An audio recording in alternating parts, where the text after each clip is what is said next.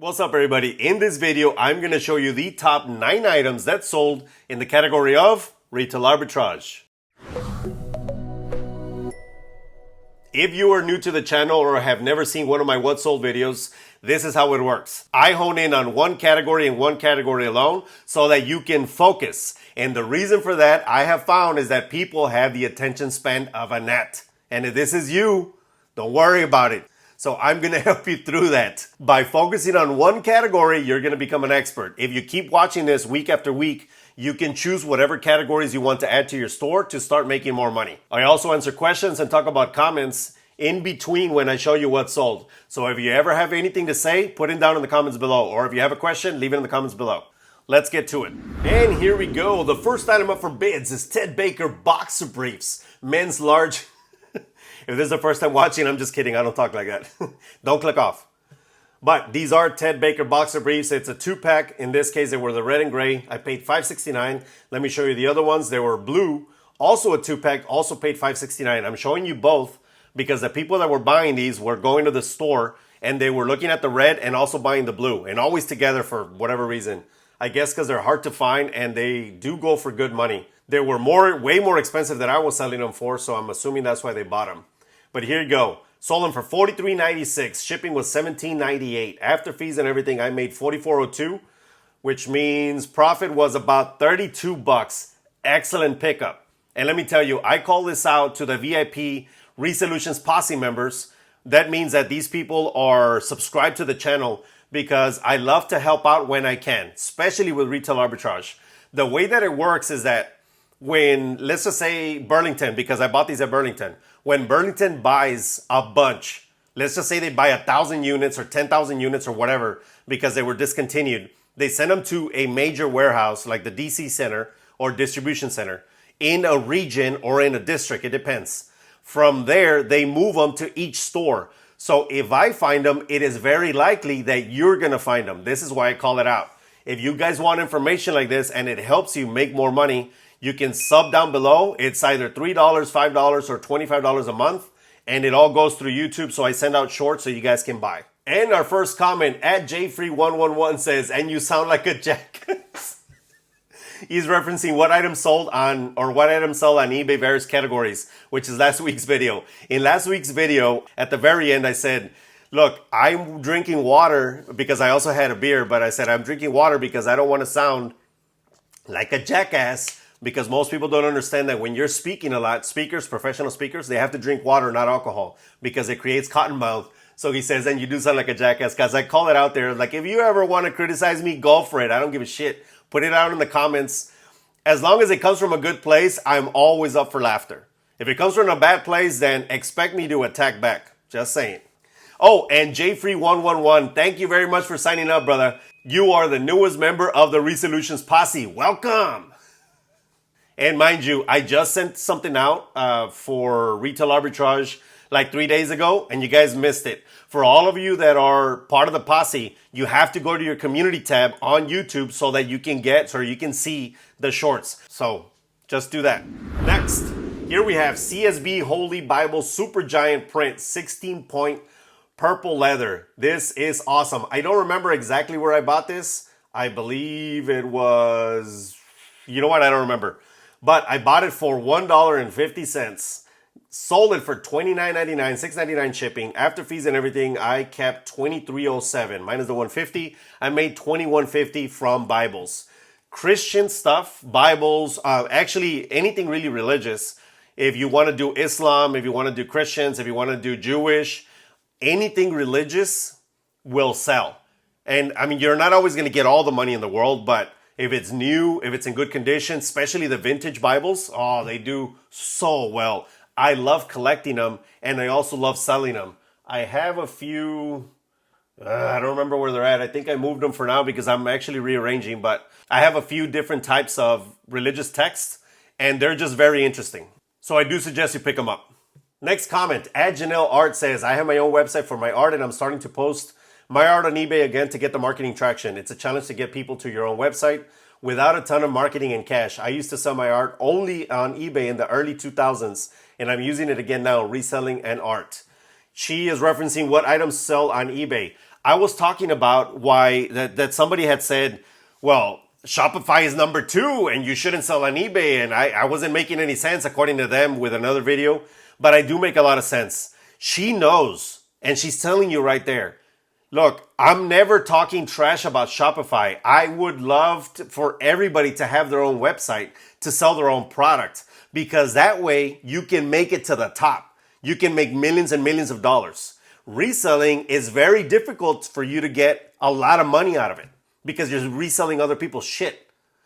So what she's talking about is that now she's using eBay as a marketing channel to push her traffic to her art. And that is amazing. This is what you should do, and this is what I was talking about. It is very, very expensive to continue to purchase ads on Facebook, on YouTube, on Google AdWords, on so many places, and it sucks. It's hard. I mean, it's worth it, but it is difficult, and this is why people use the eBay platform, which I'm totally for. I love eBay. I've been using it for a long time. Next, here we have Hot Hands Warmer, safe, natural, odorless, and so on. You guys can read the rest. I bought it for $5 a box, and this person bought 2. First off, let me say, I bought a pallet of this a long time ago, and I've been moving them steadily. Of course, they don't really sell during the spring or summer because it's hot as shit. Who wants, to have activated hand warmers?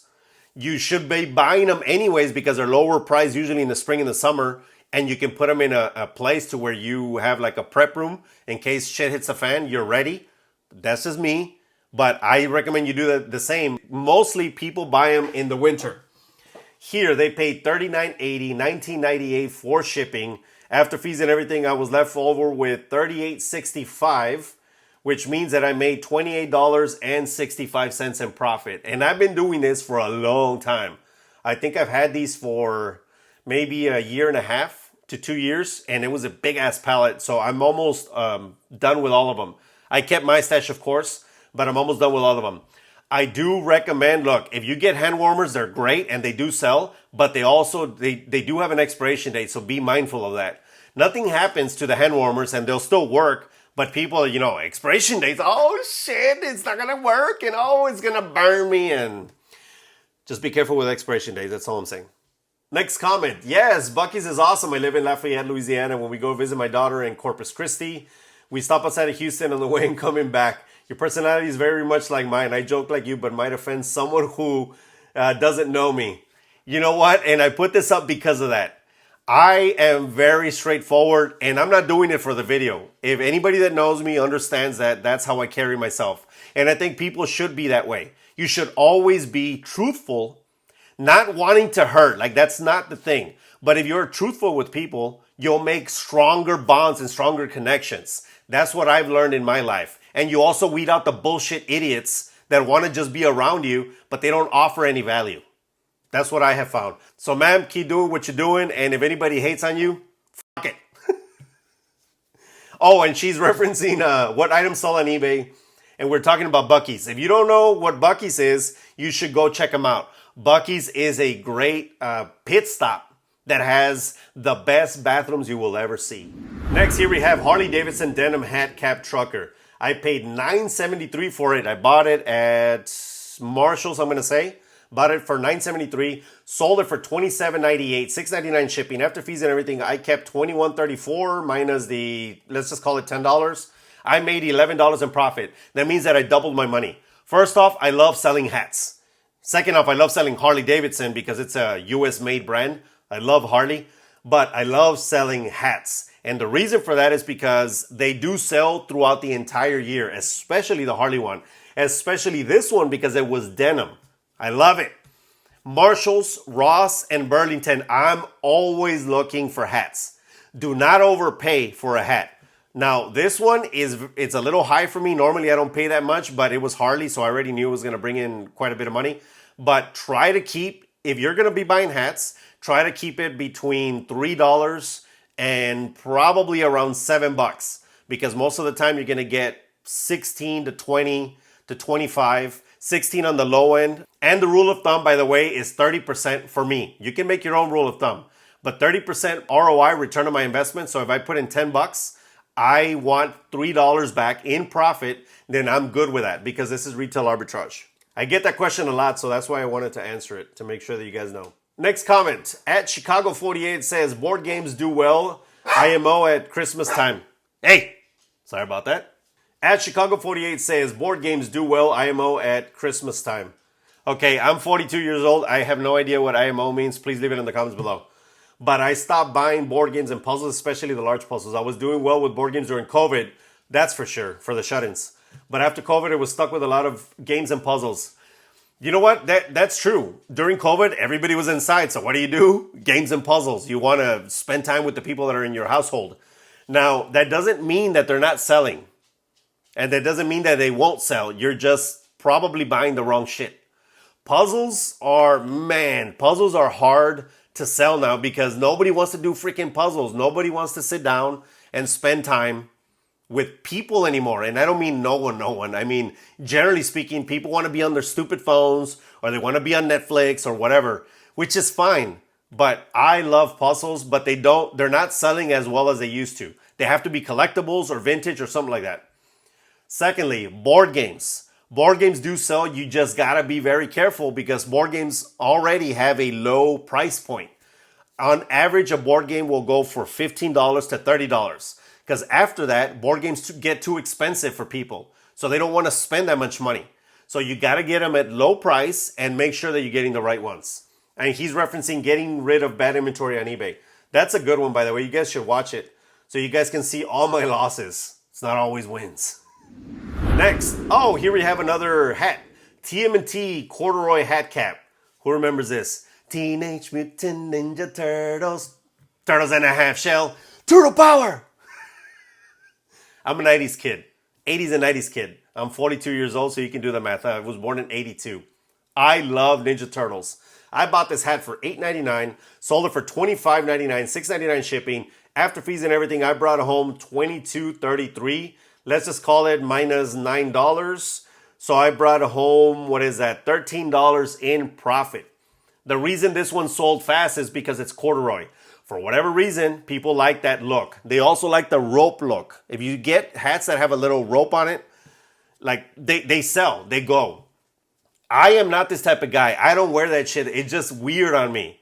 I always see, look, I swear, man, when I see people wearing stuff like this, it's always some white dude from like college somewhere, like, hey, what's up, man? I'm a broski.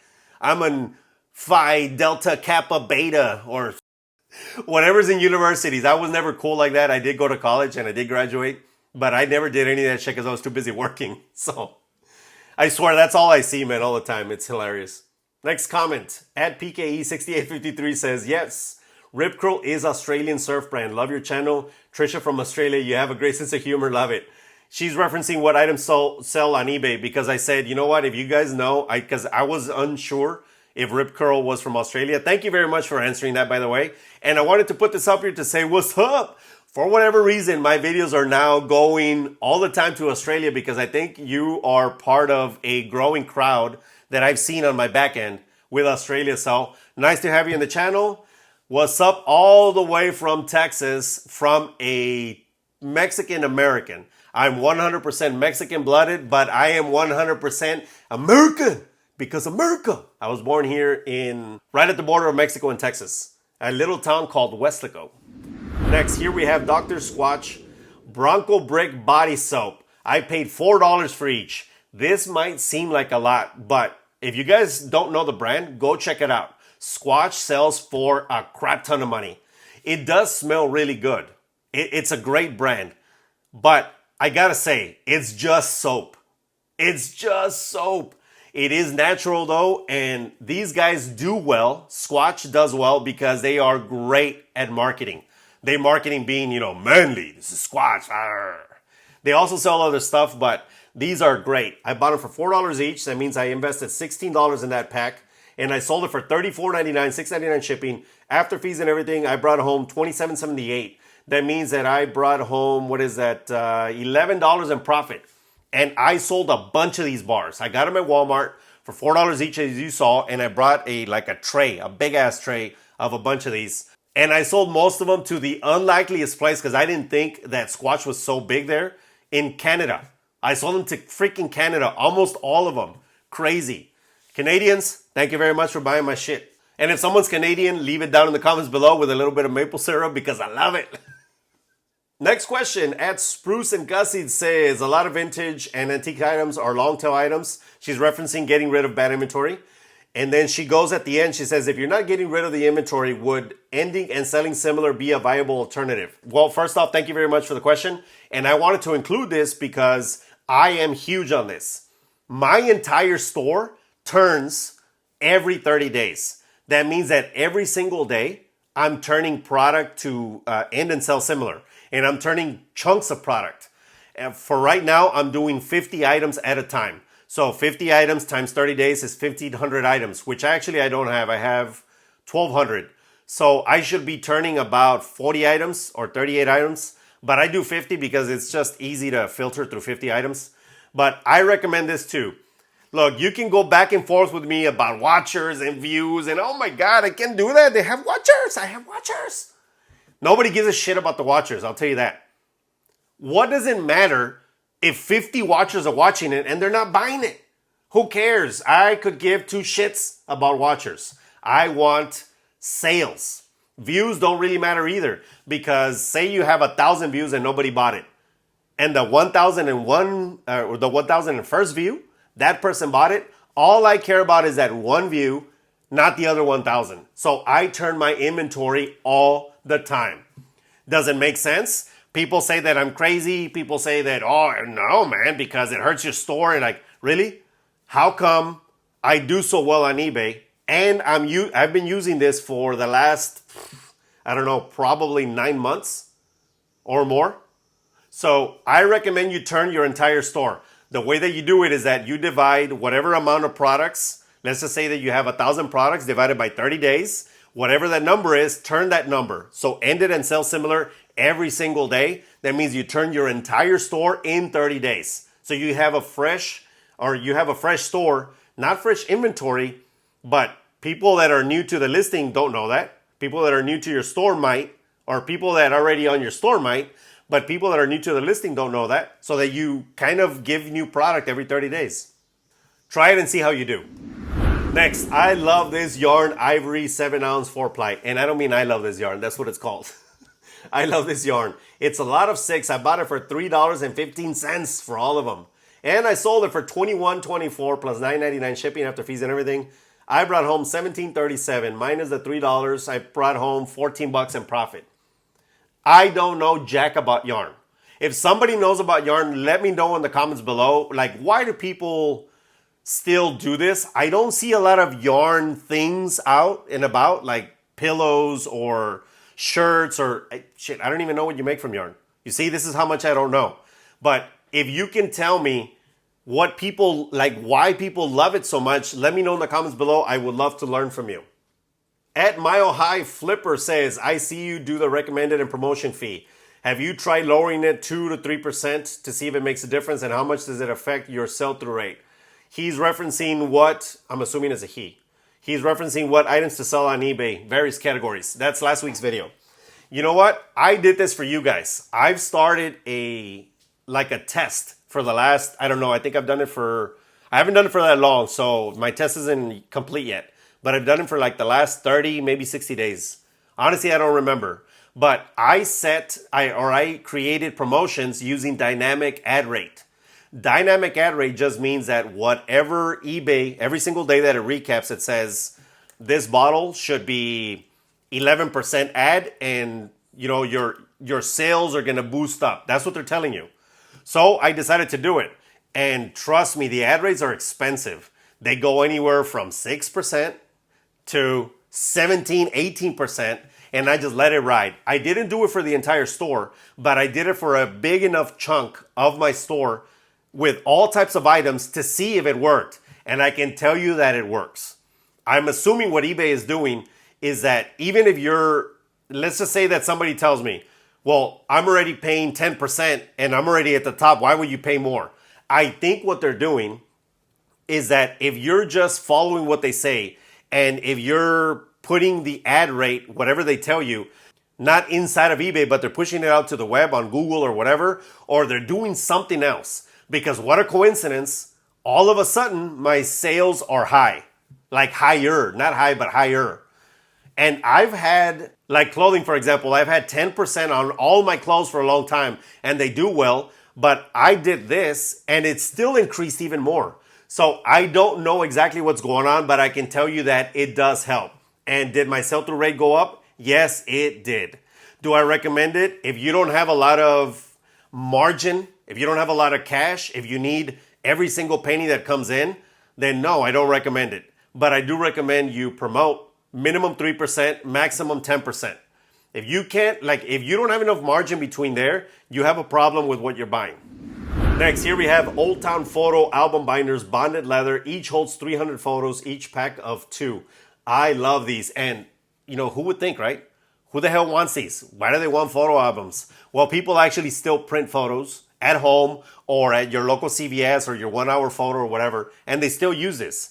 Usually older people like myself and older, but they still use this. I bought this for $1. I sold it for $33.13 when I sent out an offer. $9.99 shipping after fees and everything. I made $27.36. I made $26 in profit. Insane. Photo albums, right? Who would have thought? Actually, I would have thought.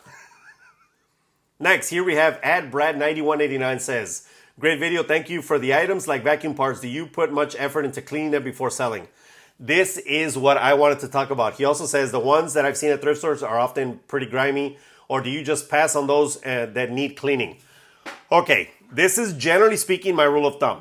If that shit takes me more than 1 minute, possibly 2, depending on what the return is going to be, meaning how much I'm going to sell it for and how much I'm going to make. If it's more than 2 minutes, I'm not doing it. Plus, some of that shit really is grimy, it's nasty. I've seen shit, actual caca. I've seen hair, nail clippings. I've seen all types of shit. Ooh, something just sold. Mission Impossible Blu-ray. Yeah, sold for nothing. $3.97 plus shipping. But that protects my account.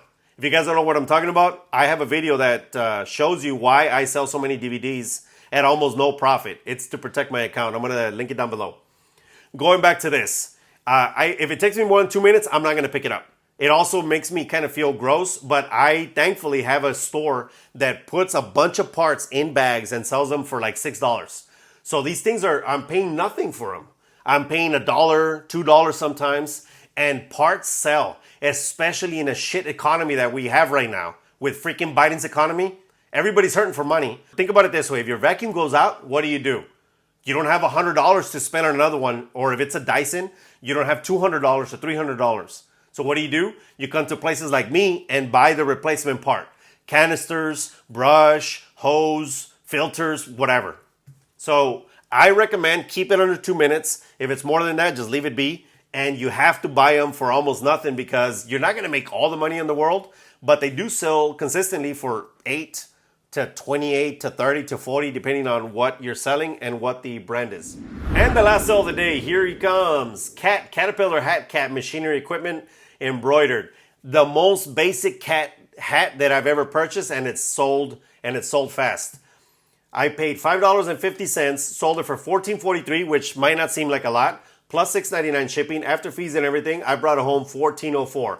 I still made $9. That means that I brought home almost double my profit, or almost double my investment. Excellent. And I showed you yet another hat because hats sell. They're super easy to take pictures of, and people need hats all the time. If you're out working, you need a hat. If it's sunny outside, you need a hat. If you want to, look like a pimp when you're out and about, you need a hat. I love selling hats, and I have all types of hats. I love this one, and I bought this again at Burlington. Burlington, Marshalls, TJ Maxx. Nope. Burlington, Marshalls, and Ross. Those are my favorite ones. TJ Maxx is good, but I've seen their prices are, sometimes kind of high, and I don't like to overspend on this because I want to make money. And the last question of the day, @RogerGriffin9680 says, fabric is sold on Amazon by yard. Can you tell me how much you ordered to make your exact setup? He's referencing best photo setup for eBay Poshmark clothing 2024 on a budget. This video is one of the best videos that I've ever made. I showed people how to make the display or the background that I have to shoot clothing because most people sell clothes because it's readily available and you make good money with it. Well, decent money with it. But If you guys want to see it, it's a fold out. It's super lightweight. You can put it behind the door. You can put it up and take it down. Put it up and take it down. If you don't have space and if you don't have money, this is one of the most cost-effective ways to shoot clothing and to shoot it fast. There's also videos that I show how to use it and how to shoot faster. I'm going to link everything down below. There's also going to be links to, if you go to that video, there's going to be links to Amazon. There are affiliate links. That means that I get a commission from every time you guys buy it. And that's why this person was asking about it.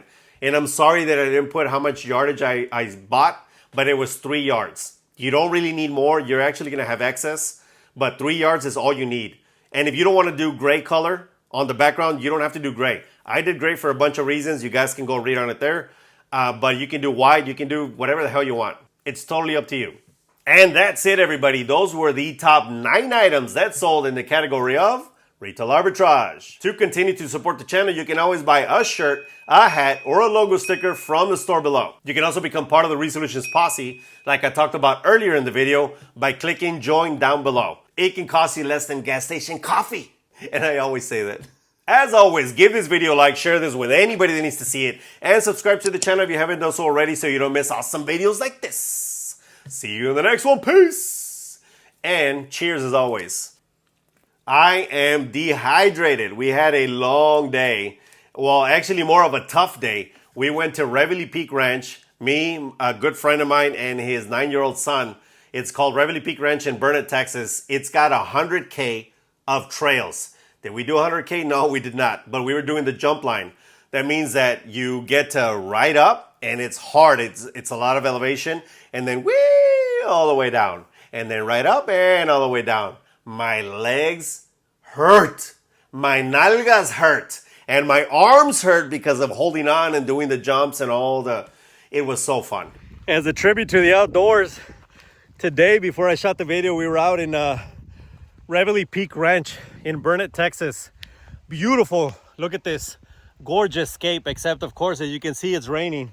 So we had to stop because we were doing jumps over there, and they get very sketchy when it's raining because there's a lot of rock and they're limestone. So limestone gets really wet.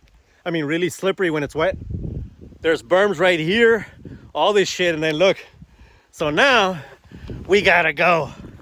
But now before we load up, these beauties right here. Bikes, the little one, the 9-year-old Mercer, and the 33-year-old Alan. And I'm 42. This just goes to show that no matter what age, you can get into mountain biking. It doesn't have to be this, but you can get into any type of workout so you can feel better about yourself, get a better lifestyle, and be happy.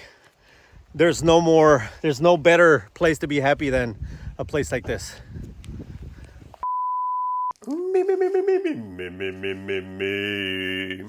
Tina Misdemeanor, this one's for you. I'm a sheet slitter. I slit sheets. I'm the fastest sheet slitter that I've ever shit.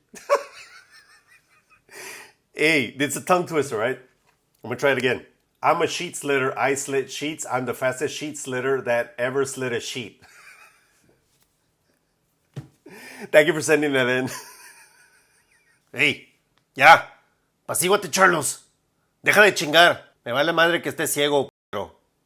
Ya.